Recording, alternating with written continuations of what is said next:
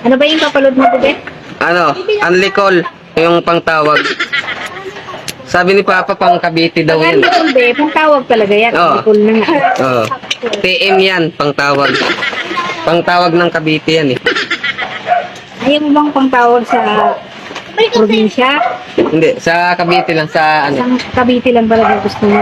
Doon sa ano eh, Paliparan. Paliparan to. Baka lumipad din yung load mo. Kasi minsan naloko ko doon sa Las Piñas eh, di na pinasok. Yung malayo daw. Ano? Yung malayo. Ang laki pa ng palod ko nun, 100.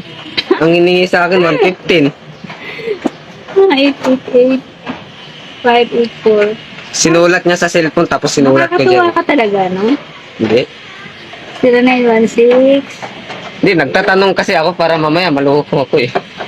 Kasi naloko na ako sa Las Piñas. Don't worry, hindi ako manluloko. Pag sa akin, safe.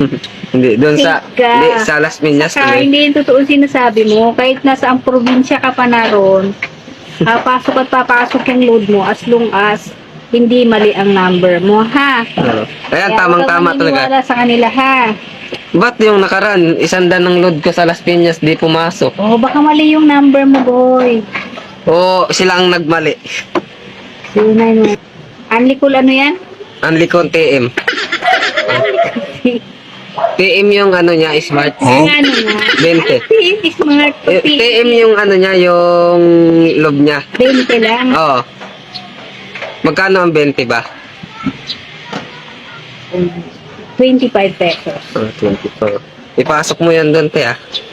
Oo, Malayo eh. papasok ko doon, worry, ha? Cavite yun, eh. Cavite din naman to. Nasa Cavite ka lang din. Naik to, eh.